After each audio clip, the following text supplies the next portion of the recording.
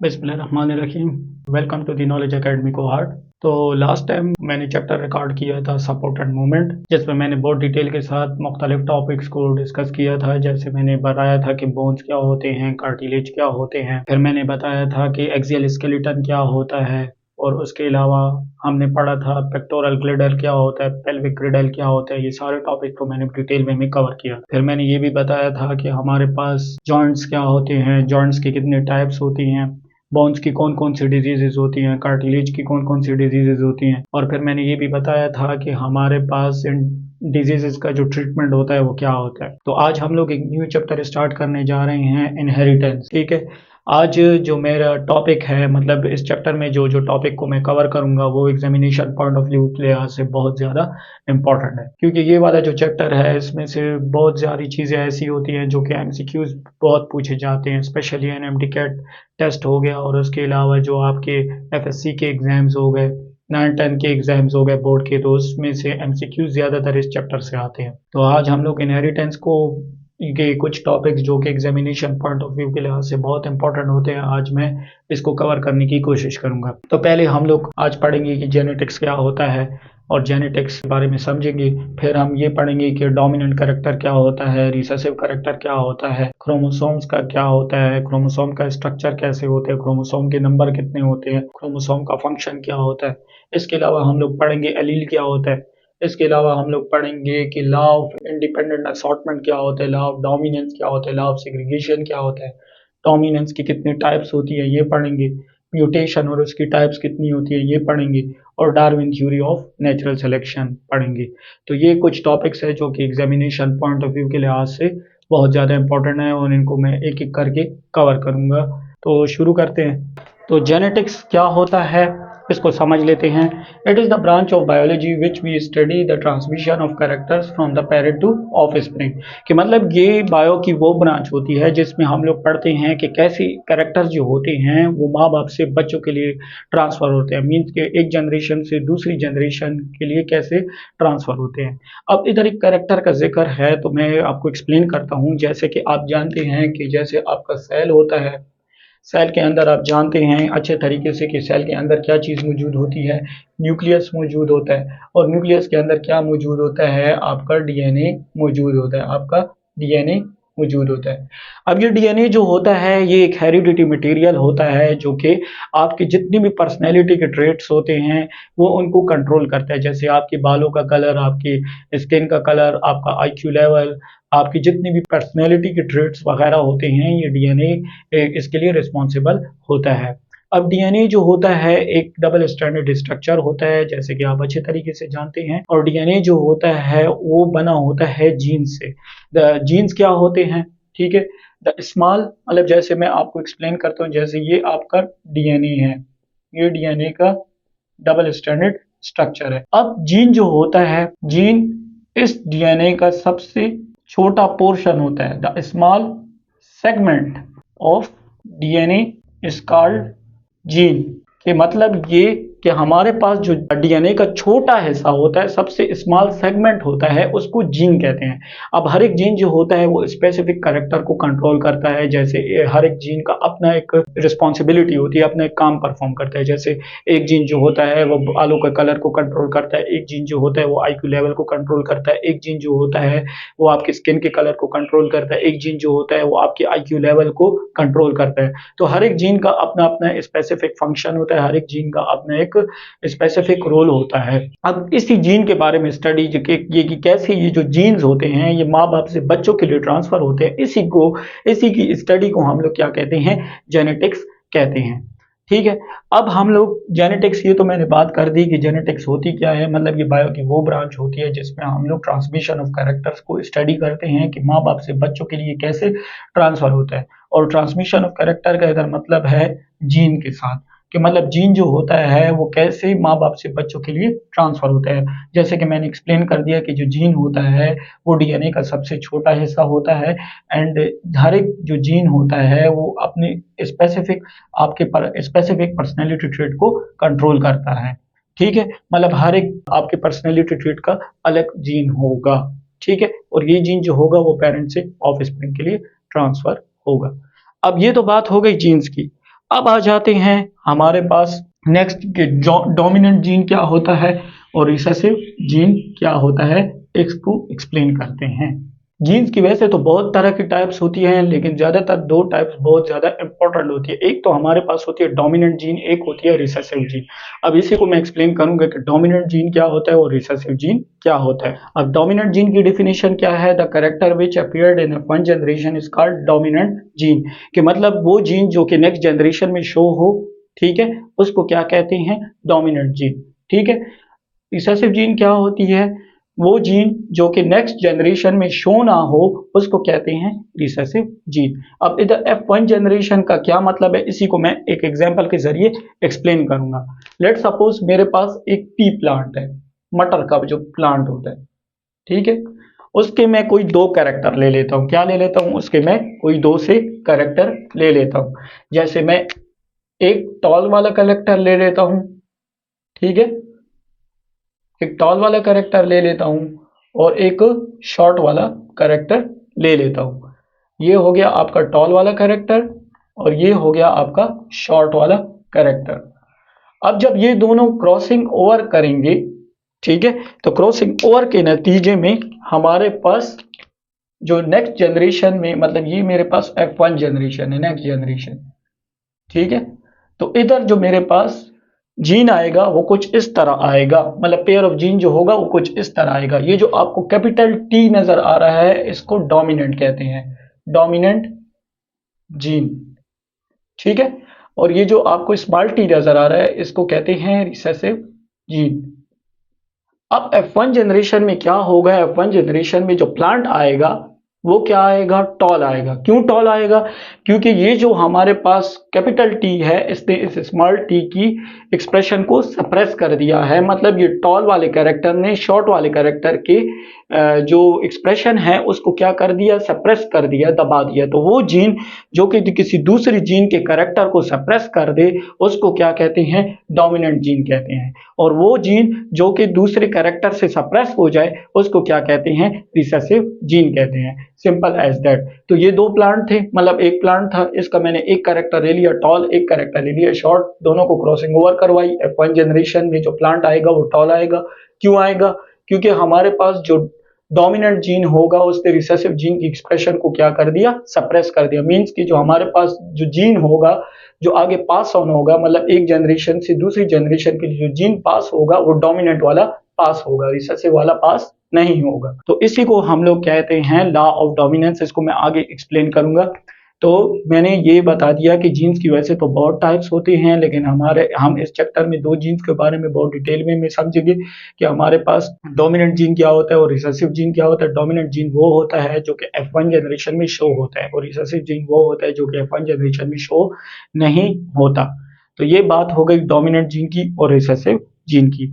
अब हम लोग अपना नेक्स्ट टॉपिक कवर करेंगे, एक क्रोमोसोम क्या चीज होती है। ये तो मैंने बात कर दी कि जीन क्या होता है, जीन की कितनी टाइप्स होती है, जेनेटिक्स क्या होती है।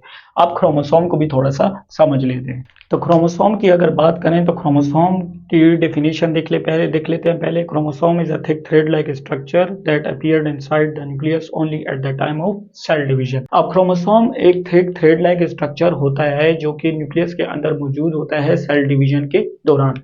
जैसे मेरे पास ये आपका सेल है, ठीक है, ये उसका न्यूक्लियस है। अब क्रोमोसोम जो होता है वो यहाँ पर अपीयर होता है, ठीक है।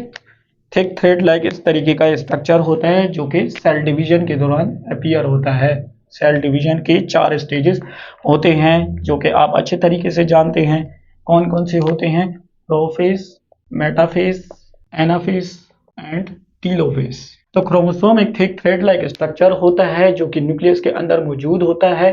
जैसे ये सेल है और ये उसका न्यूक्लियस है और ये क्रोमोसोम है, और ये सेल डिवीजन के दौरान अपीयर्ड होता है, ठीक है। जैसे सेलुलर डिवीजन के टोटल 4 स्टेजेस होते हैं, प्रोफेज, एनाफेज, मेटाफेज, टीलोफेज। तो इन स्टेजेस के दौरान ये अपीयर होता है। क्रोमोसोम की डिस्कवरी की बात करें तो क्रोमोसोम को पहली बार एक साइंटिस्ट ने ऑब्जर्व किया था 1876 में एक स्पीशी के अंदर जिसका साइंटिफिक नेम है सैलमेंडर लार्वे। अगर क्रोमोसोम के नंबर की बात करें तो हर एक स्पीशी में क्रोमोसोम के नंबर डिफरेंट होते हैं। जैसे ह्यूमन के अंदर 46 क्रोमोसोम होते हैं, पोटैटो के अंदर जो होते हैं 48 क्रोमोसोम्स होते हैं। अब ह्यूमन के अंदर 46 क्रोमोसोम कैसे होते हैं, मतलब जो फादर होता है, फादर उससे 23 क्रोमोसोम्स और जो मदर होती है उससे 23 क्रोमोसोम्स जो है वो मिल जाते हैं, तो टोटल 46 पेयर ऑफ क्रोमोसोम्स बनते हैं। 46 पेयर ऑफ क्रोमोसोम्स बनते हैं, मतलब 23 फीमेल से मिलते हैं, 23 मेल से मिलते हैं और नेक्स्ट जनरेशन में टोटल 46 पेयर ऑफ क्रोमोसोम्स मौजूद होते हैं। अब ये नंबर अगर ज़्यादा हो गया फिर भी जेनेटिकल डिसऑर्डर्स हो सकती हैं, और ये नंबर अगर कम हो गया तो फिर भी जेनेटिकल डिसऑर्डर्स हो सकती हैं।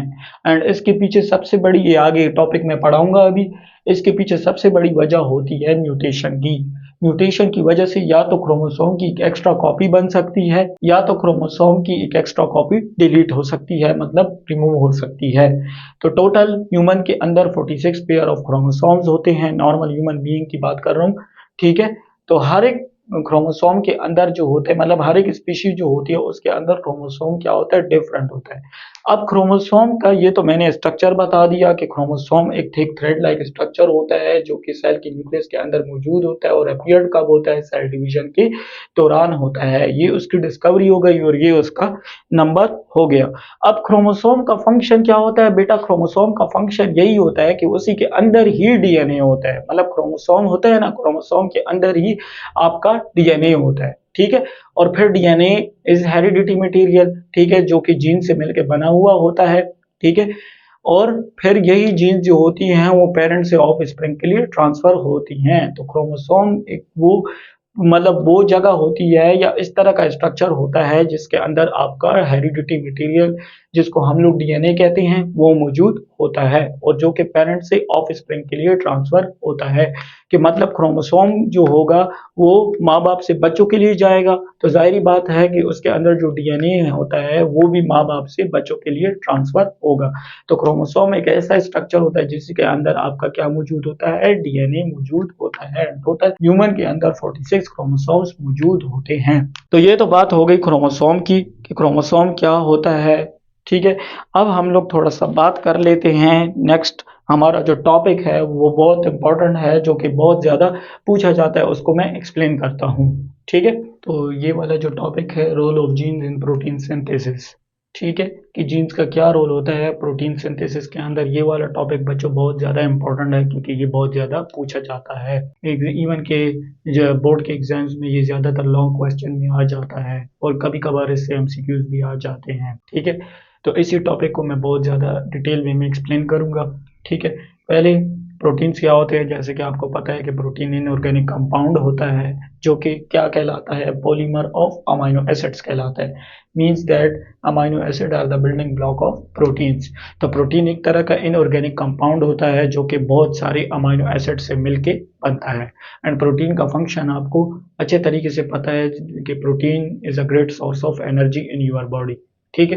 कि प्रोटीन जो होती है वो एनर्जी का बहुत ज़्यादा ग्रेट सोर्स होती है। प्रोटीन से आपके बहुत सारे एंजाइम्स भी बनते हैं और बहुत सारे हार्मोन्स भी बनते हैं। तो प्रोटीन्स का होना आपकी बॉडी के लिए बहुत ज़्यादा ज़रूरी होता है। ये जो प्रोटीन्स आपकी बॉडी के अंदर बनते हैं ये एक प्रोसेस के थ्रू बनते हैं जिसको क्या कहते हैं, प्रोटीन सिंथेसिस कहते हैं। एंड प्रोटीन सिंथेसिस के अंदर जो होता है जीन्स का काफ़ी ज़्यादा रोल होता है। अभी मैं एक्सप्लेन करूंगा कि कैसे रोल होता है, ये पूरा प्रोसेस होता कैसे है। इस प्रोसेस के अंदर अगर स्टेजेस की बात करें तो इसके अंदर टोटल दो तरह के स्टेजेस होते हैं। एक को हम लोग ट्रांसक्रिप्शन कहते हैं और एक को हम लोग ट्रांसलेशन कहते हैं, ठीक है। इन दो प्रोसेसेस का बहुत ज्यादा रोल होता है, मतलब स्टेजेस का बहुत ज्यादा रोल होता है। अब इसी को एक्सप्लेन करूंगा कि ट्रांसक्रिप्शन किसे कहते हैं एंड ट्रांसलेशन किसे कहते हैं। बात करें आरएनए की, ठीक है। एक तो डीएनए होता है डीऑक्सी राइबोन्यूक्लिक एसिड, जो कि आपको अच्छे तरीके से जानते हो, और एक होता है आरएनए राइबोन्यूक्लिक एसिड, ठीक है। दोनों न्यूक्लियस के अंदर बनते हैं। अब आरएनए भी मेरे पास प्रोटीन सिंथेसिस के अंदर इन्वॉल्व होता है। आरएनए की बहुत सारी टाइप्स होती हैं लेकिन प्रोटीन सिंथेसिस के अंदर टोटल 3 तरह के आरएनए मेनली इन्वॉल्व होते हैं। एक को हम लोग मैसेंजर आरएनए कहते हैं, एमआरएनए, एक को हम लोग राइबोसोमल आरएनए कहते हैं और एक को हम लोग ट्रांसफर आरएनए मतलब टीआरएनए कहते हैं। ठीक है, इसके अलावा जेनेटिक कोड्स का भी बहुत ज्यादा रोल होता है। प्रोटीन सिंथेसिस को स्टार्ट ये जेनेटिक्स कोड करेंगे और स्टॉप भी जेनेटिक कोड्स करेंगे। टोटल हमारे पास 64 जेनेटिक कोड्स होते हैं, जिसमें जो 61 नॉन सेंस कोडॉन होते हैं और 3 सेंस कोडॉन होते हैं। अब ये सारी चीजें क्या होती हैं, ट्रांसक्रिप्शन, ट्रांसलेशन, इसको मैं शुरू करता हूँ। जैसे कि आप अच्छे तरीके से जानते हैं कि जो डीएनए होता है वो डबल स्ट्रैंडेड स्ट्रक्चर होता है। अब ट्रांसक्रिप्शन के प्रोसेस में क्या होगा कि मुख्तलिफ तरह के एंजाइम्स जो होते हैं वो इस डीएनए को अनजिप कर देंगे। अनजिप का मतलब इस डीएनए की जो डबल स्ट्रैंड स्ट्रक्चर होगा उसको सिंगल स्ट्रैंड स्ट्रक्चर में कन्वर्ट कर देंगे। ठीक है, जब डीएनए हमारे पास डबल स्टैंडर्ड स्ट्रक्चर है वो सिंगल स्टैंडर्ड स्ट्रक्चर में कन्वर्ट हो जाएगा तो इसको हम लोग क्या कहेंगे, एमआरएनए कहेंगे। और इस प्रोसेस को, जिसमें डीएनए जो होता है वो एमआरएनए में कन्वर्ट होता है, इस प्रोसेस को हम लोग ट्रांसक्रिप्शन कहते हैं। तो ट्रांसक्रिप्शन क्या होता है, the process in which DNA is convert into mRNA, वो प्रोसेस जिसमें जो डीएनए होता है वो मैसेंजर आरएनए में कन्वर्ट हो जाता है, तो इस प्रोसेस को हम लोग क्या कहते हैं, ट्रांसक्रिप्शन कहते हैं। अब जब मेरे पास डीएनए की double standard structure single standard structure मतलब एमआरएनए में जब कन्वर्ट हो जाता है तो यही डीएनए जो होता है वो न्यूक्लियस से कहां पर चला जाता है, राइबोसोम के लिए चला जाता है। अब राइबोसोम के लिए जाने के बाद राइबोसोम, जैसे कि अब सारी बात आपके जहन में एक क्वेश्चन आ रहा होगा कि सर राइबोसोम के लिए क्यों जाता है, तो राइबोसोम के लिए बच्चों इस वजह से जाता है क्योंकि राइबोसोम जो होता है उसको कहा जाता है प्रोटीन फैक्ट्रीज ऑफ सेल, कि मतलब सेल का वो वाला पार्ट होता है राइबोसोम जहां पर तमाम का तमाम प्रोटीन जो होता है वो आपकी बॉडी के अंदर बनता है। तो इस वजह से जो हमारा आपका मैसेंजर आरएनए होगा वो कहां पर चला जाएगा, राइबोसोम के लिए चला जाएगा। अब राइबोसोम का अच्छे तरीके से आप स्ट्रक्चर जानते हैं कि राइबोसोम का स्ट्रक्चर किस तरह का होता है, तो सब यूनिट से मिलकर बना होता है। एक लार्ज सब यूनिट होता है, एक स्मॉल सब यूनिट होता है। अब क्या होता है, ये मैसेंजर आरएनए में जब कन्वर्ट हो जाता है तो ये न्यूक्लियस से कहां पर चला जाता है, सेल के अंदर चला जाता है, और सेल के अंदर जाने के बाद ये कहां पर अटैच हो जाता है, राइबोसोम्स के साथ अटैच हो जाता है। अब राइबोसोम के साथ जब ये अटैच हो जाता है तो फिर क्या होता है, फिर हमारे पास इधर से राइबोसोमल आरएनए जो होता है वो क्या करता है, अमीनो एसिड्स को अटैच करवाता है, किस पर, इस मैसेंजर आरएनए पर। अब आपके जहन में क्वेश्चन आ रहा होगा कि सर अमीनो एसिड्स ये कहां से आते हैं, तो मैंने पहले ही बताया कि अमीनो एसिड जो होते हैं वो प्रोटीन के बिल्डिंग ब्लॉक्स होते हैं। प्रोटीन जो बच्चों आपको पता होगा, एक नॉर्मल प्रोटीन जो होता है वो 20 डिफरेंट अमीनो एसिड से बनता है, जिसमें कुछ एसेंशियल अमीनो एसिड्स होते हैं, कुछ नॉन एसेंशियल अमीनो एसिड्स होते हैं। तो टोटल 20 डिफरेंट अमीनो एसिड्स होते हैं जिससे आपका प्रोटीन बनता है। तो प्रोटीन बनाने के लिए अमीनो एसिड्स की जरूरत होगी, और अमीनो एसिड कौन ला के देगा, आपका टीआरएनए ला के देगा। अब टीआरएनए क्या करेगा, टीआरएनए जाएगा साइटोप्लाज्म के अंदर, साइटोप्लाज्म के अंदर जाने के बाद वो क्या करेगा, उधर से अमीनो एसिड लेगा, और अमीनो एसिड लेने के बाद वो कहां पर लेके आ जाएगा, आपके मैसेंजर आरएनए पर लेके आ जाएगा। ठीक है, जब मैसेंजर आरएनए के ऊपर लेके आ जाएगा तो फिर इधर ये क्या करेगा, मैसेंजर आरएनए के ऊपर इस प्रोटीन को मतलब अमीनो एसिड को अटैच कर देगा। अब जब अमीनो एसिड अटैच हो जाएंगे तो एक ये कोडॉन बना देंगे। क्या बना देंगे, कोडॉन। अब कोडॉन क्या होते हैं, मैंने पहले ही कहा कि कोडॉन वो होते हैं जो कि ट्रांसक्रिप्शन का और ट्रांसलेशन का प्रोसेस स्टार्ट करते हैं, मतलब स्टार्ट एंड स्टॉप करते हैं। तो कोडॉन्स बन जाएंगे। मतलब कोडॉन्स क्या होते हैं, पहले मैं इसको डिफाइन कर देता हूं। Codons are the triplet of amino acid.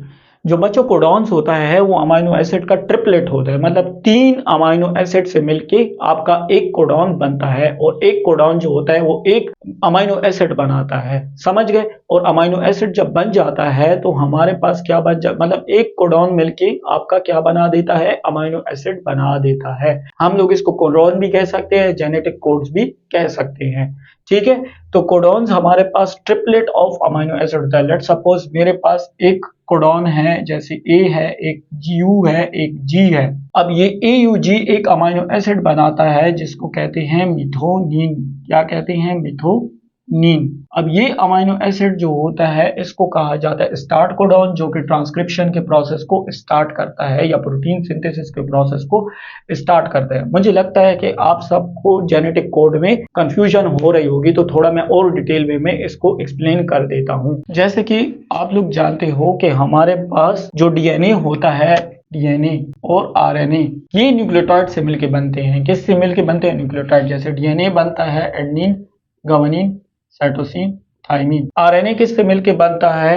Adenine, guanine, cytosine and uracil. मतलब आरएनए में थाइमिन नहीं होता तो उसकी जगह क्या आता है? यूरासिल आता है। अब इधर क्या होता है, अब यही न्यूक्लियोटाइड जो होते हैं ये क्या बनाते हैं? ये आपका अमाइनो एसिड बनाते हैं। क्या बनाते हैं? Amino acid. अब आरएनए के ऊपर बहुत सारे न्यूक्लियोटाइड्स अटैच होते हैं। एडेनिन भी होता है, यूरासिल भी होता है, गुआनिन भी होता है। जब ये तीन एक जगह पे आ जाए, लेट सपोज मेरे पास एक एडेनिन आ जाए, एक यूरासिल आ जाए और एक गुआनिन आ जाए, तो ये मेरे पास एक तरह का जेनेटिक कोड बन जाता है। और जेनेटिक कोड जब बन जाता है तो ये सिग्नल सेंड करता है टीआरएनए को कि आपने क्या करना है, आपने मिथोनिन वाला जो अमाइनो एसिड है वो कहां से लाना है? वो साइटोप्लाज्म से लाना है और यहाँ पर अटैच कर देना है। अब ट्रांसफर आरएनए को जब सिग्नल मिल जाता है, ईयूजी बन जाता है, मतलब ईयूजी जब न्यूक्लियोटाइड आ जाता है, लेट सपोज मेरे पास इधर जेनेटिक कोड आ गया ईयूजी। अब ये सिग्नल किसको मिल जाएगा?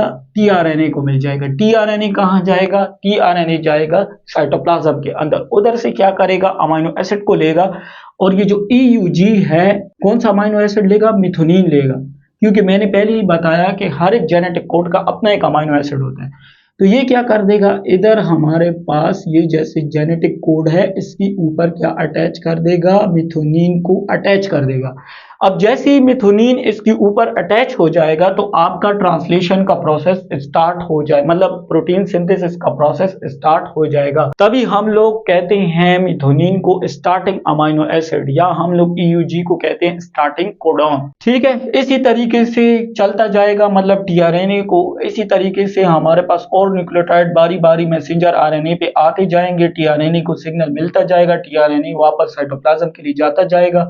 साइटोप्लाज्म के लिए जाने के बाद उधर से अमीनो एसिड लेता आएगा और फिर इस जेनेटिक कोड पे अटैच कर देगा।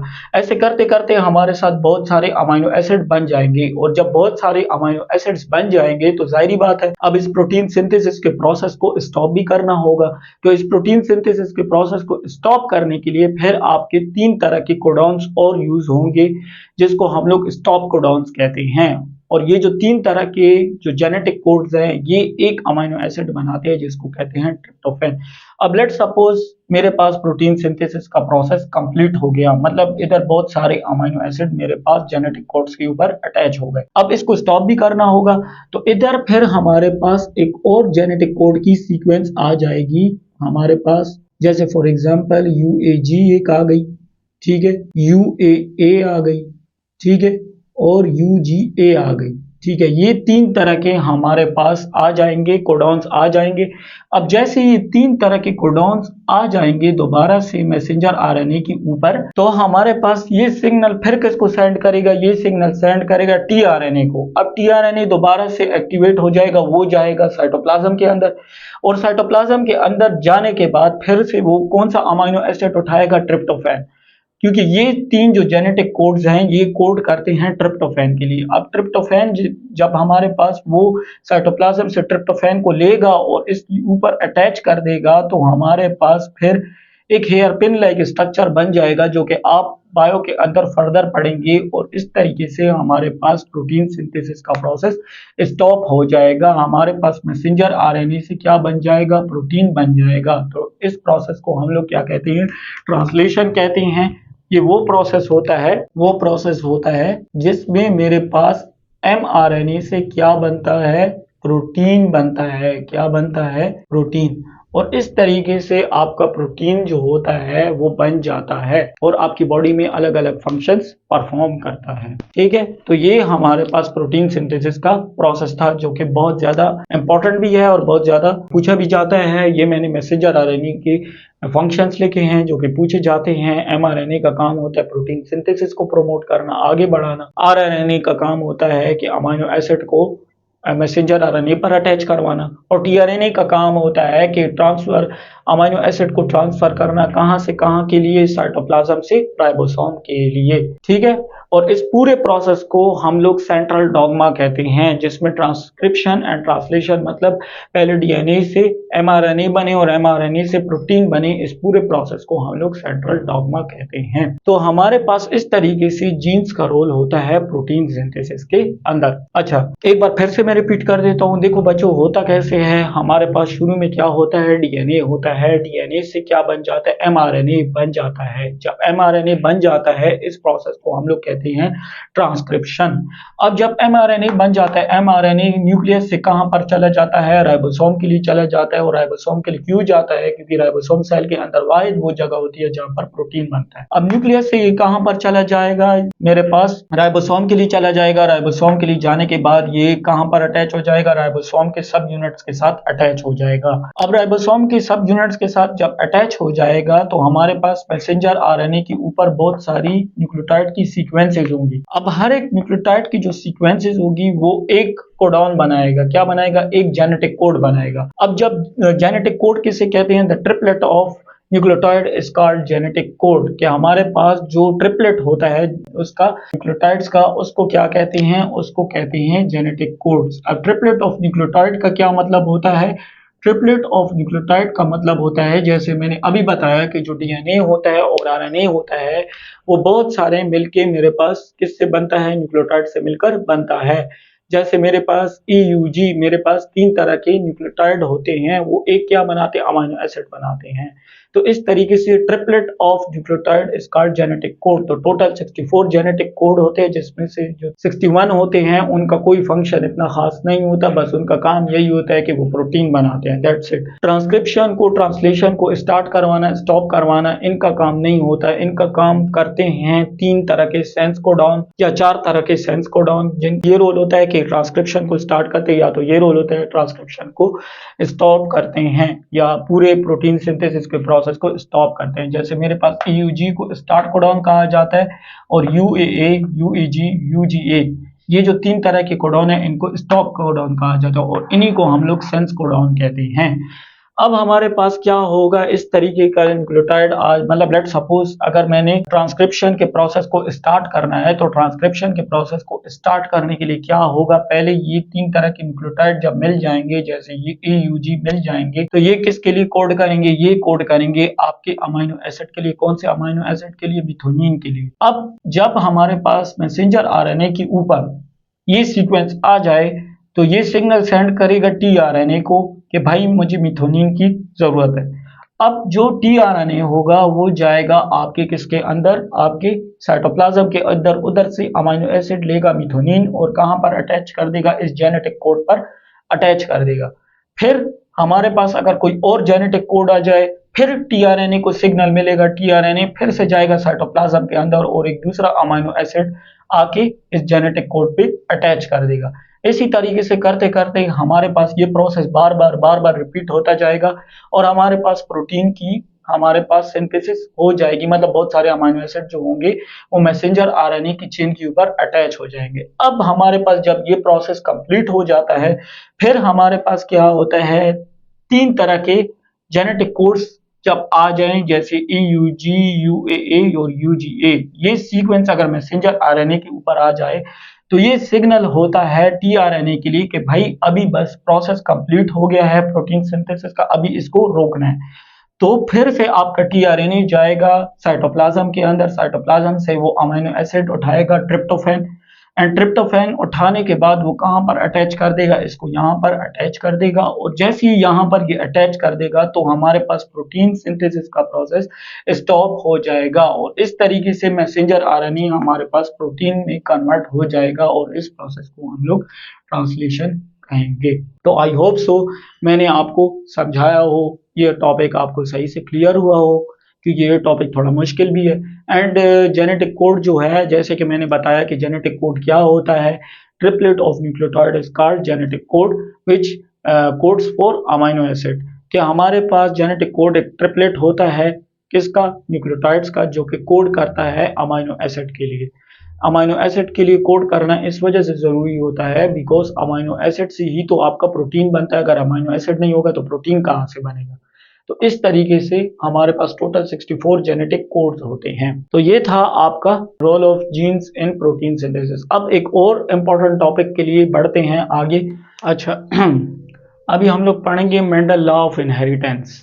मेंडल हमारे पास एक बायोलॉजिस्ट थे जिन्होंने बहुत ज़्यादा इनहेरिटेंस में, जिनका बहुत ज़्यादा रोल था इनहेरिटेंस की फील्ड के अंदर। उन्होंने इनहेरिटेंस की फील्ड के अंदर बहुत ज़्यादा काम किया था, मतलब जेनेटिक्स की फील्ड के अंदर उन्होंने बहुत ज़्यादा काम किया। तो हमारे पास एक साइंटिस्ट थे जो कि 1822 को पैदा हुए थे और 1884 को चेक रिपब्लिक में पैदा हुए थे और 1884 को फौत हो गए। अच्छा 1847 को वो पादरी बने, चर्च के फादर बने, ठीक है।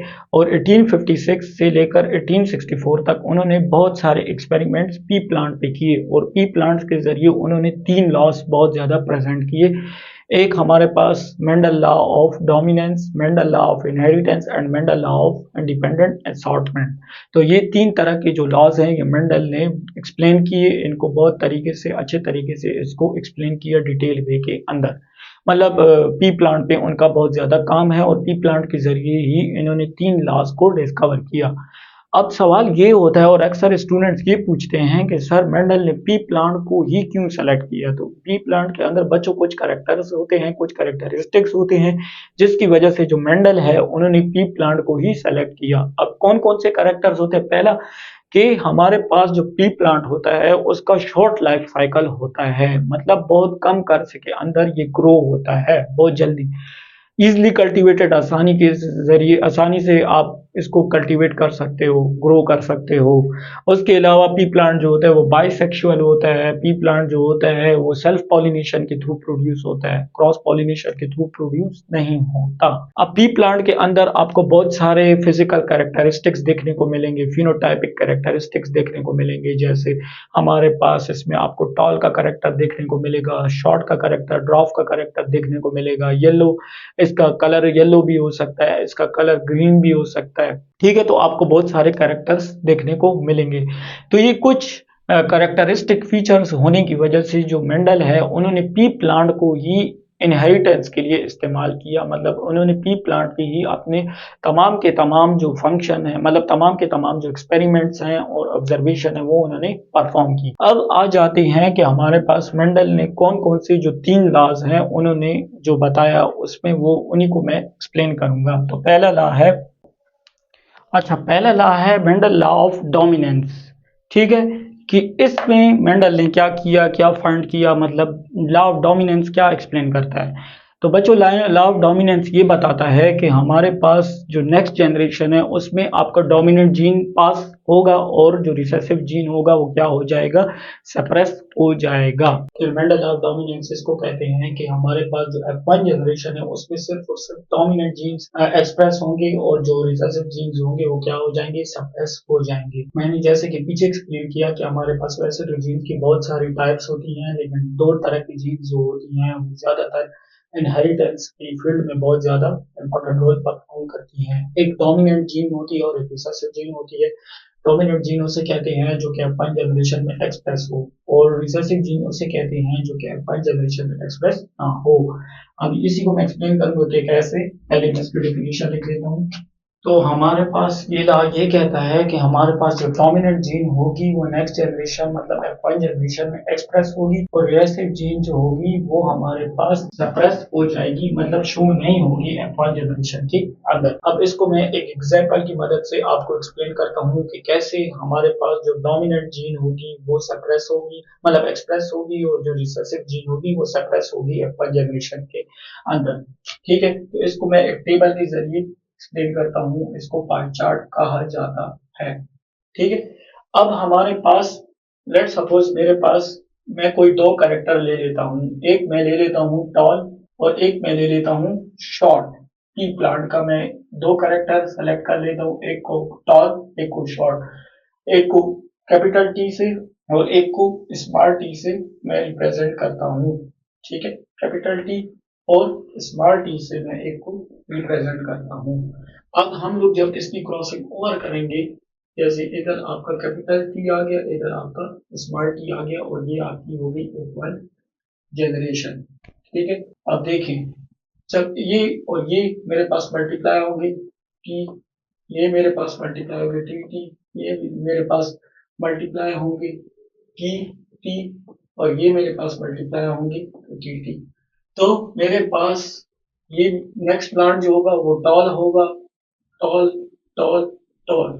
तो मेरे पास F1 जनरेशन में जितने भी प्लांट आएंगे वो सब के सब क्या होंगे, टॉल होंगे। मतलब 100% जो प्लांट्स होंगे वो क्या होंगे, टॉल होंगे। मतलब इसकी प्रोबेबिलिटी जो होती है, इसकी जो चांसेस होते हैं वो ये होते हैं कि F1 जनरेशन में जितने भी प्लांट्स आएंगे वो सब के सब क्या होंगे, टॉल होंगे। ठीक है, तो ये कौन कहता है, ये मेंडल लॉ ऑफ डोमिनेंस कहता है कि जब हमारे पास दो जीन्स आपस में क्रॉसिंग ओवर करेंगे और क्रॉसिंग ओवर के नतीजे में एक जीन हमारे पास डोमिनेंट होगी और एक जीन सप्रेस हो जाएगी। मतलब एक जीन जो होगी वो नेक्स्ट जनरेशन में शो होगी, एक जीन जो होगी वो शो नहीं होगी। एक करेक्टर शो होगा नेक्स्ट जनरेशन में और एक करेक्टर नहीं शो होगा नेक्स्ट जनरेशन में। तो ये था मेंडल लॉ ऑफ डोमिनेंस। अब आ जाते हैं मेंडल लॉ ऑफ सेग्रीगेशन।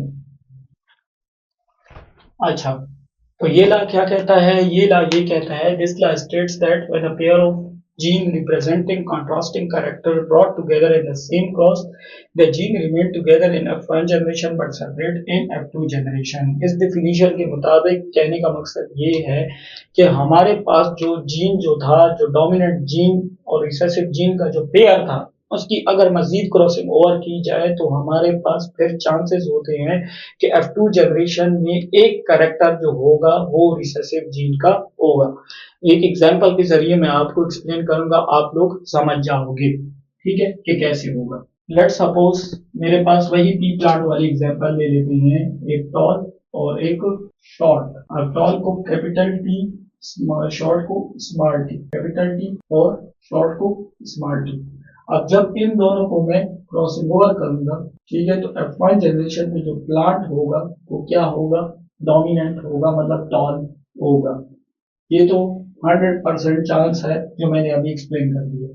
अब इसी प्लांट की मैं मजीद, मतलब इसी करेक्टर्स की मैं मजीद क्रॉसिंग ओवर करूँ, ठीक है, मजीद क्रॉसिंग ओवर करूँ F2 जनरेशन में। ठीक है, अब देखिए, ये टी मल्टीप्लाई होंगे टी टी, ये टी मल्टीप्लाई होंगे टी टी, ये टी मल्टीप्लाई होंगे टी टी, और ये टी मल्टीप्लाई होंगे तो टी टी। अब आप इधर एक ध्यान देने वाली चीज है, ये वाला प्लांट भी मेरे पास टॉल होगा, ये वाला प्लांट भी मेरे पास टॉल होगा, ये वाला प्लांट भी मेरे पास टॉल होगा, और ये वाला प्लांट मेरे पास शॉर्ट होगा। तो F2 जनरेशन में क्या, एक जीन जो है वो मेरे पास किसका आया, रिसेसिव का आया। तो लॉ ऑफ सेग्रीगेशन ये कहता है कि अगर लेट सपोज मेरे पास कोई जीन है, वो मेरे पास F1 जनरेशन में अगर शो, मतलब अगर मेरे पास कोई रिसेसिव जीन है वो मेरे पास अगर F1 जनरेशन में शो नहीं हुआ, तो फिर अगर हम लोग उसकी क्रॉसिंग ओवर करें तो वो F2 जनरेशन में चांसेस होते हैं कि वो शो हो जाए। कितने चांसेस होते हैं, कितने रेशियो के साथ होते हैं, 3:1 के साथ। मतलब 3 प्लांट जो होंगे वो टॉल होंगे, एक प्लांट जो होगा वो क्या आएगा, शॉर्ट आएगा। मतलब 75% जो प्लांट होंगे वो टॉल होंगे और 25% जो प्लांट होंगे वो शॉर्ट होंगे। तो 4 में से 3 प्लांट जो होंगी वो टॉल आएंगे और एक प्लांट जो होगा वो शॉर्ट आएगा। मतलब जो रिसेसिव जीन होती है उसके 25% चांसेस होते हैं कि वो F2 जनरेशन में क्या हो जाए, शो हो जाए। तो ये मेंडल लॉ ऑफ सेग्रीगेशन कहता है कि अगर हमारे पास कोई प्लांट जो है वो F1 जनरेशन में उसकी एक्सप्रेशन नहीं हुई, अगर उसकी हम लोग मजीद क्रॉसिंग ओवर करेंगे तो चांसेस होते हैं, प्रोबेबिलिटी होती है कि वो F2 जनरेशन में शो हो जाए। कितने परसेंट चांस होते हैं, 25% चांस होते हैं। कितने रेशियो के साथ, 3:1 के साथ। मतलब जो 3 प्लांट होंगे F2 जनरेशन में वो क्या आएंगे, टॉल आएंगे, और एक प्लांट जो होगा वो मेरे पास क्या आएगा, शॉर्ट आएगा। तो ये कौन कहता है, ये मेंडल लॉ ऑफ सेग्रीगेशन कहता है। अब हम लोग आ जाते हैं एक तीसरे लॉ को एक्सप्लेन करने के लिए जिसका नाम है Mendel law of independent assortment. तो ये है लॉ ऑफ इंडिपेंडेंट असॉर्टमेंट। ठीक है, लॉ ऑफ इंडिपेंडेंट असॉर्टमेंट क्या कहता है, this law states that when two contrasting pair of traits brought together in the same cross, then the distribution of allele for one trait in the gamete does not affect the distribution of allele for the other trait. मतलब इस law के मुताबिक जो हमारे पास jeans होंगे या alleles होंगे वो इंडिपेंडेंटली क्या होंगे, एक दूसरे से अलग होंगे, मतलब उसकी जो एक्सप्रेशन होगी वो किसी दूसरे एलील पर क्या असरअंदाज नहीं करेगी। अब एलील क्या होता है, जैसे कि जीन तो मैं बता चुका हूँ, ज्यादातर ये भी पूछा जाता है कि एलील और जीन में फर्क क्या होता है। तो जीन का मैं बता चुका हूँ, the small segment of DNA which control the specific character is called gene. और एलील क्या होता है, एलील जो होता है मेरे पास जब जीन्स का एक पेयर हो, अल्टरनेट पेयर हो, ठीक है, उसको क्या कहते हैं, जीन कहते हैं। अल्टरनेट पेयर का क्या मतलब है कि वो जीन जो कि किसी एक कैरेक्टर को, स्पेसिफिक कैरेक्टर को कंट्रोल करता हो, वो पेयर जो कि किसी स्पेसिफिक कैरेक्टर को कंट्रोल करता हो, उसको क्या कहते हैं, एलील कहते हैं। वो पेयर ऑफ जीन्स जो कि किसी स्पेसिफिक कैरेक्टर को कंट्रोल करता हो उसको क्या कहते हैं, एलील कहते हैं। एलील की डेफिनेशन है alternate pair of gene is called allele, ठीक है। अच्छा, अब हमारे पास मेंडल ने इस लॉ को एक्सप्लेन करने के लिए उसने क्या किया, दो तरह के प्लांट्स लिए, लेकिन उसमें दो अलग अलग कैरेक्टर्स लिए। अब कौन कौन से कैरेक्टर लिए, एक तो उसने लिया कलर का, एक कैरेक्टर उसने लिया कलर, और एक कैरेक्टर उसने लिया शेप। अब कलर उसने दो तरीके के लिए, पी प्लांट के, सीड के, मतलब पी प्लांट का जो बीज होता है उसके। एक कलर उसने लिया ग्रीन और एक कलर उसने लिया येलो, ठीक है। और शेप की बात करें तो एक की शेप थी राउंड और एक की शेप थी रिंकल्ड। तो ये इससे दो तरह की कैरेक्टर्स लिए, ठीक है। कलर एंड शेप, कलर में भी एक का कलर ग्रीन, एक का कलर येलो, शेप ली उसने राउंड और रिंकल्ड। ये सब बीच के जो पी प्लांट का जो सीड होता है ये उसके कैरेक्टर हुए, ठीक है। अब उसने क्या किया, जब उसने इसकी क्रॉसिंग ओवर की, लेट सपोज, तो हमारे पास उसने दो तरह के कैरेक्टर्स लिए। एक हमारे पास उसने राउंड येलो, मतलब सीड का जो शेप होगी वो राउंड होगी और उसका कलर क्या होगा, येलो होगा। एक इसने ये कैरेक्टर लिया पी प्लांट का, और दूसरा पी प्लांट का उसने जो कैरेक्टर लिया वो ये लिया कि जो पी प्लांट का सीड का कलर होगा वो ग्रीन होगा और उसकी जो शेप होगी वो क्या होगी, रिंकल्ड। तो राउंड येलो और रिंकल्ड ग्रीन। अब जब इसने, इसका जो जीन है वो मेरे पास आर वाई है और इसका जो जीन है एलील है वो स्मॉल आर और स्मॉल वाई है। जब इन्होंने दोनों ने क्रॉसिंग ओवर की तो हमारे पास जो कॉम्बिनेशन बनी वो इस तरीके की बनी, आर आर वाई वाई।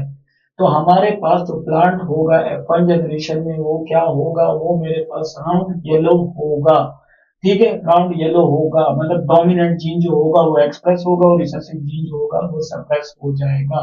मतलब कोई भी प्लांट ऐसा नहीं होगा कि वो रिंकल्ड ग्रीन हो या रिंकल्ड येलो हो, तमाम का तमाम प्लांट जो होगा वो राउंड येलो होगा, ठीक है। F1 जनरेशन में, फिर F1 जनरेशन में जो ये वाले जो कॉम्बिनेशन है इसकी मजीद आपने क्या कर दी, क्रॉसिंग ओवर कर दी, ठीक है। क्रॉसिंग ओवर कर दी, जैसे मेरे पास ये आर और ये आर वाई, ये आर वाई, ये आर वाई और ये आर वाई की आपने इसके साथ मजीद क्या कर दी, क्रॉसिंग ओवर कर दी। जब हमने इसकी मजीद क्रॉसिंग ओवर कर दी तो ये आर वाई जब मल्टीप्लाई होगा तो आर आर वाई वाई, ये वाला मल्टीप्लाई होगा तो आर आर वाई वाई, ये वाला मल्टीप्लाई होगा आर आर वाई वाई, ये वाला मल्टीप्लाई होगा आर आर वाई वाई। फिर ये वाला आर, ये हो गया डन, ठीक है। जब ये वाला मल्टीप्लाई होगा इसके साथ तो आर आर मेरे पास क्या आएगा, इसके साथ मल्टीप्लाई होगा तो आर आर वाई वाई, ये इसके साथ मल्टीप्लाई होगा, इसके साथ मल्टीप्लाई होगा तो आर आर वाई वाई। जब ये इसके साथ मल्टीप्लाई होगा आर आर वाई वाई, ये इसके साथ मल्टीप्लाई होगा तो आर आर वाई वाई। इस तरीके से हमारे पास ये वाला भी डन हो गया, ये वाला भी डन हो गया, दोनों के दोनों मेरे पास मल्टीप्लाई हो गए। ये वाला जब इसके साथ मल्टीप्लाई होगा आर आर वाई वाई, ये वाला इसके साथ मल्टीप्लाई होगा capital R capital Y small Y, ये वाला आर वाई जब इसके साथ मल्टीप्लाई होगा तो कैपिटल आर स्मॉल वाई, और ये वाला आर कैपिटल आर जब इसके साथ मल्टीप्लाई होगा तो कैपिटल आर स्मॉल वाई, ये भी हो गया डन, ठीक है। अब आ जाते हैं इधर, ये वाला आर के साथ मल्टीप्लाई होगा capital R capital Y small Y, फिर ये वाले आर के साथ वाई के साथ मल्टीप्लाई होगा तो स्मॉल आर कैपिटल वाई, ये वाला आर जब इसके साथ मल्टीप्लाई होगा तो कैपिटल आर स्मॉल वाई। फिर हमारे पास जब ये वाला इसके साथ मल्टीप्लाई होगा तो स्मॉल वाई। तो ये चारों ने इसके साथ जब हमने इसकी मल्टीप्लिकेशन की तो हमारे पास अभी हम लोग इसको काउंट करते हैं कि इसमें से राउंड येलो कितने होंगे। तो एक आपका ये वाला राउंड येलो है 1, एक आपका ये वाला राउंड येलो है 2, ये वाला राउंड येलो है 3, ये वाला राउंड येलो है 4, ठीक है, ये वाला राउंड येलो है 5, ये वाला राउंड येलो है 6, ये वाला राउंड येलो है 7, ये वाला राउंड येलो है 8 और ये वाला राउंड येलो है 9।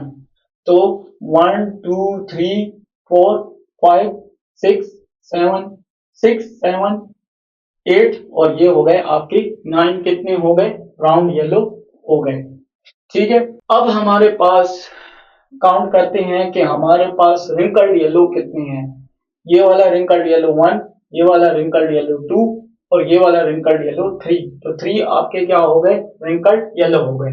अब काउंट करते हैं कि राउंड ग्रीन कितने हैं। ये वाला आपका जो हो गया राउंड ग्रीन 1, ये राउंड ग्रीन 2 और ये हो गया राउंड ग्रीन 3। तो रिंकल्ड येलो 3 हो गए, राउंड ग्रीन 3 हो गए और रिंकल्ड ग्रीन कितने हो गए रिंकल्ड ग्रीन 1 हो गया आपका। तो रेशियो मेरे पास कितना बना 9:3:3:1। ये हमारे पास क्या बना रेशियो बना F2 जनरेशन के अंदर। मतलब इसके अंदर जो 9 जो कैरेक्टर्स होंगे वो किसके होंगे राउंड येलो के होंगे, 3 जो कैरेक्टर्स होंगे वो किसके होंगे रिंकल्ड येलो के होंगे, 3 जो कैरेक्टर होंगे वो किसके होंगे राउंड ग्रीन के होंगे और 1 जो कैरेक्टर होगा वो किसका होगा रिंकल्ड ग्रीन का होगा। तो ये रेशियो जो है बच्चों ये बहुत ज्यादा पूछा जाता है एमसीक्यूज के अंदर कि लॉ ऑफ इंडिपेंडेंट असॉर्टमेंट का जो रेशियो है वो क्या होता है। तो आपको ये याद होना चाहिए कि वो 9 होता है, मतलब जिसमें से 9:3:3:1 ये रेशियो हमें ये शो करने की कोशिश कर रहा है कि जो प्लांट होगा F2 जनरेशन के अंदर वो हमारे पास क्या होगा उसमें से जो 9 होंगे राउंड येलो होंगे, 3 मेरे पास रिंकल्ड ग्रीन होंगे, 3 मेरे पास राउंड ग्रीन होंगे और 1 मेरे पास रिंकल्ड ग्रीन होगा। तो ये रेशियो आपको ये शो करने की कोशिश कर रहा है। एंड दूसरा हम लोग इधर ये भी क्लियरली देख सकते हैं कि हर एक जो पेयर ऑफ अलील है वो दूसरे पेयर ऑफ अलील के एक्सप्रेशन को इफेक्ट नहीं कर रहा। मतलब हर एक जो है वो इंडिपेंडेंटली अपने एक्सप्रेशन को शो कर रहा है F2 जनरेशन के अंदर। मतलब एक अलील का एक्सप्रेशन दूसरी अलील के एक्सप्रेशन को क्या हमारे पास असरअंदाज नहीं कर रहा, इफेक्ट नहीं कर रहा। और इसी को ही लॉ ऑफ इंडिपेंडेंट असॉर्टमेंट कहते हैं कि जिसमें जो जीन्स होते हैं वो इंडिपेंडेंटली सेपरेट होते हैं। मतलब एक का कैरेक्टर दूसरे के कैरेक्टर को वो नहीं करेगा, इफेक्ट नहीं करेगा, ठीक है, इम्पैक्ट उस पर नहीं डालेगा। हर एक जो अलील होगा वो इंडिपेंडेंटली क्या होगा खुद को एक्सप्रेस करेगा। ये ही कहता है लॉ ऑफ इंडिपेंडेंट असॉर्टमेंट और ये उसका रेशियो था। तो मैंने मेंडल के 3 लॉज आपको एक्सप्लेन कर दिए जिसमें मैंने ये बताया कि मेंडल लॉ ऑफ डोमिनेंस क्या होता है, जिसमें हमारे पास हमने ये देखा कि F1 जनरेशन के अंदर जितने भी मेरे पास जो कैरेक्टर्स होंगे वो सबके सब डोमिनेंट होंगे। फिर F2 जनरेशन में हमने ये देखा कि हमारे पास जो F1 जनरेशन की हम लोग मजीद क्रॉसिंग ओवर करें और फिर जो F2 जनरेशन है उससे नेक्स्ट जनरेशन उसके अंदर चांसेस होती है, प्रोबेबिलिटी होती है कि हमारे पास F2 जनरेशन के अंदर भी जो रिसेसिव जीन होगा वो भी शो होगा। कितने रेशियो के साथ 3:1 के साथ, मतलब 75% चांस होंगे जो प्लांट होगा वो टॉल होगा और 25% चांस होगा कि जो प्लांट होगा वो शॉर्ट होगा। फिर हमने ये देखा लॉ ऑफ इंडिपेंडेंट असॉर्टमेंट में कि हर एक एलील जो होगा वो इंडिपेंडेंटली खुद को अलग करेगा, सेपरेट करेगा F2 जनरेशन के अंदर और हर एक का एक्सप्रेशन भी एक दूसरे से मुख्तलिफ होगा। मतलब एक का एक्सप्रेशन एक एलील का एक्सप्रेशन दूसरे एलील के एक्सप्रेशन को इफेक्ट नहीं करेगा। तो ये था आपके 3 लॉज। मेंडल ने इसको बहुत अच्छे तरीके से एक्सप्लेन किया था। मतलब Mendel law of dominance, Mendel law of inheritance and Mendel law of independent assortment। और ये रेशियोज आपको याद होने चाहिए। जैसे 2 जनरेशन का मतलब लॉ ऑफ सेग्रीगेशन का रेशियो था 3:1, ठीक है, और ये वाला रेशियो आपको याद होना चाहिए 9:3:3:1, क्योंकि ये एमसीक्यूज में बहुत ज्यादा पूछा जाता है। तो ये था fundamental law of independent assortment. अब आ जाते हैं हमारे पास के डोमिनेंस की कितनी टाइप्स होती हैं। अब इसी को भी मैं एक्सप्लेन करूंगा, ठीक है। अच्छा, डोमिनेंस की हमारे पास 3 तरह की टाइप्स होती हैं, आपके कोर्स में इंक्लूड है। एक को हम लोग कंप्लीट डोमिनेंस कहते हैं, एक को इनकम्प्लीट डोमिनेंस कहते हैं, और एक को को डोमिनेंस कहते हैं। अब कंप्लीट डोमिनेंस कैसे कहते हैं? कंप्लीट डोमिनेंस उसे कहते हैं जब एक जीन जो होगा वो दूसरी जीन की एक्सप्रेशन को F1 जनरेशन के अंदर कंप्लीटली सप्रेस कर दे, इसको हम लोग कहते हैं कंप्लीट डोमिनेंस। इसकी मैं डेफिनेशन लिख देता हूँ कंप्लीट डोमिनेंस की। कंप्लीट डोमिनेंस किसे कहते हैं? जैसे कि मैंने बताया, the type of dominance in which the dominant gene completely suppress the expression of recessive gene in one generation, such type is known as complete dominance। की complete dominance उसे कहते हैं जिसमें हमारे पास dominant gene completely क्या कर दे, recessive gene की expression को suppress कर दे, दबा दे one generation के अंदर, तो इसको हम लोग कहते हैं complete dominance। और इनकम्प्लीट डोमिनेंस कैसे कहते हैं? ये डोमिनेंस की वो टाइप होती है जिसमें जो डोमिनेंट जीन होता है वो रिसेसिव जीन को कंप्लीटली सप्रेस नहीं कर पाता F1 जनरेशन के अंदर, और फिर वही रिसेसिव जीन जो है वो F2 जनरेशन के अंदर शो हो जाए, इसको कहते हैं इनकम्प्लीट डोमिनेंस, ठीक है। फिर हमारे पास जो लास्ट होती है उसको कहते हैं कोडोमिनेंस। और कोडोमिनेंस किसे कहते हैं? हमारे पास डोमिनेंस की वो टाइप जिसमें हमारे पास डोमिनेंट जीन और रिसेसिव जीन दोनों की दोनों अपने एक्सप्रेशन को शो करे नेक्स्ट जनरेशन के अंदर, उसको क्या कहते हैं? कोडोमिनेंस। मतलब ये इस तरह की डोमिनेंस होगी जिसमें नेक्स्ट जनरेशन में आपको दोनों की एक्सप्रेशन देखने को मिलेगी, आपको डोमिनेंट जीन की एक्सप्रेशन भी देखने को मिलेगी और रिसेसिव जीन की एक्सप्रेशन देखने को मिलेगी। जैसे इसकी सबसे बेस्ट एग्जांपल है ए बी ब्लड ग्रुप। कभी कभार आपने देखा होगा किसी बंदे का ब्लड ग्रुप जो होता है वो ए बी होता है, तो मतलब उसकी जो ब्लड ग्रुप होता है, मतलब उसका ब्लड ग्रुप ए भी हो सकता है और बी भी हो सकता है, मतलब दोनों हो सकते हैं। तो हमारे पास ए बी ब्लड ग्रुप जो है वो कोडोमिनेंस की बेस्ट एग्जांपल है। मतलब 50-50% चांस होते हैं कि नेक्स्ट जनरेशन के अंदर जो हमारे पास जो जीन आएगी वो क्या आएगी, वो मेरे पास डोमिनेंट एंड रिसेसिव दोनों मिलके आएंगी, मतलब दोनों की एक्सप्रेशन शो होगी। जैसे कि आप इस पाई चार्ट में देख सकते हैं, लेट सपोज मेरे पास एक जीन जो है वो ए ब्लड ग्रुप का है, एक जीन जो है वो मेरे पास बी ब्लड ग्रुप का है। अब लेट सपोज जब ये वाला ब्लड ग्रुप, ये वाला ए, एक मेरे पास ये वाला ब्लड ग्रुप जो होगा F1 जनरेशन में वो ए होगा। देखो, एक ब्लड ग्रुप मेरे पास ए का आ गया, एक ब्लड ग्रुप जो है वो इधर आप देख सकते हैं बी का आ गया। मतलब 50% पॉसिबिलिटी हो सकती है कि जो F1 जनरेशन है उसके अंदर जो ब्लड ग्रुप होगा या तो मेरे पास ए भी आ सकता है या तो मेरे पास बी भी आ सकता है। इधर आप लोग ध्यान दें, इधर हमारे पास, इधर देखिए 50% चांस होता है कि हमारे पास जो ब्लड ग्रुप है, एक 50% चांस तो ये होता है या तो ब्लड ग्रुप ए भी ये हो सकता है या तो बी भी हो सकता है, और 50% चांस ये भी होता है कि ब्लड ग्रुप दोनों के दोनों ए बी हो सकते हैं किसी बंदे के।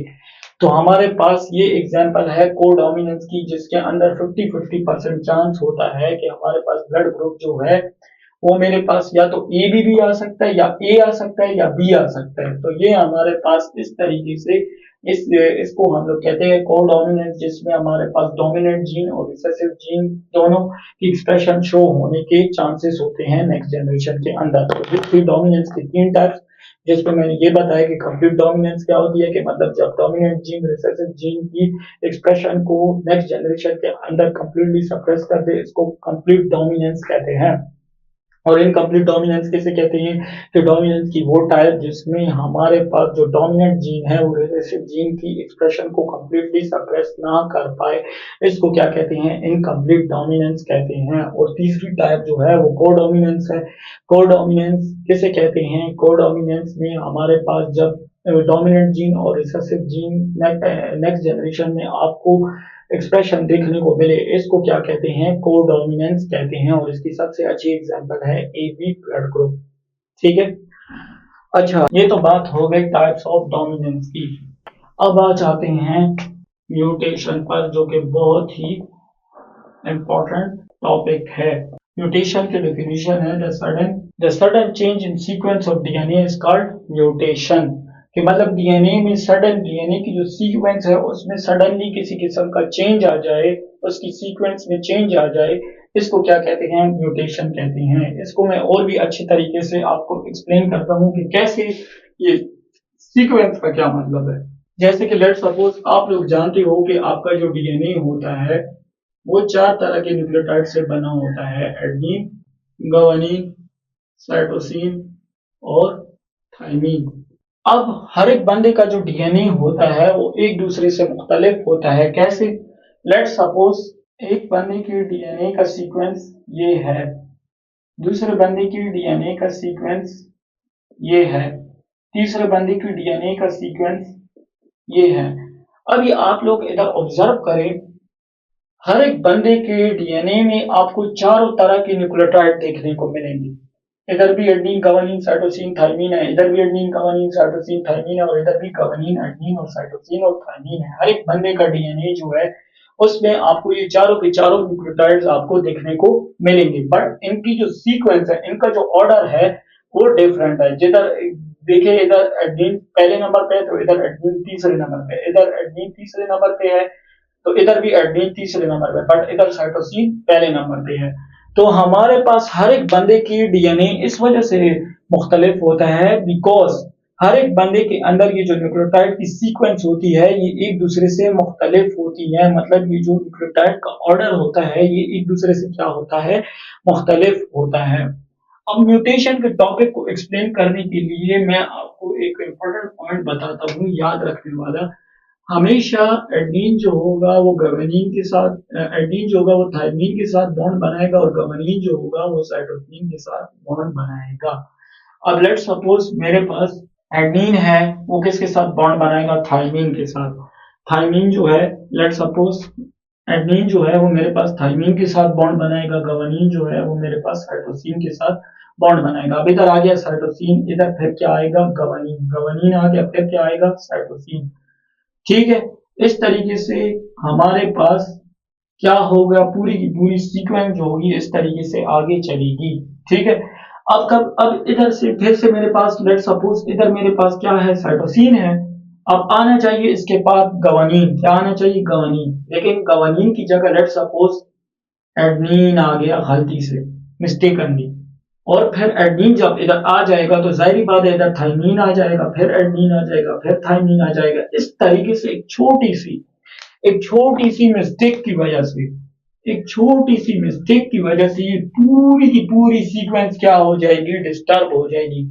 और इसी मिस्टेक को हम लोग कहते हैं म्यूटेशन, जिसमें एक माइन्यूट सी मिस्टेक की वजह से, एक माइन्यूट से चेंज की वजह से पूरी की पूरी डीएनए की सीक्वेंस चेंज हो जाती है। इसको हम लोग म्यूटेशन कहते हैं।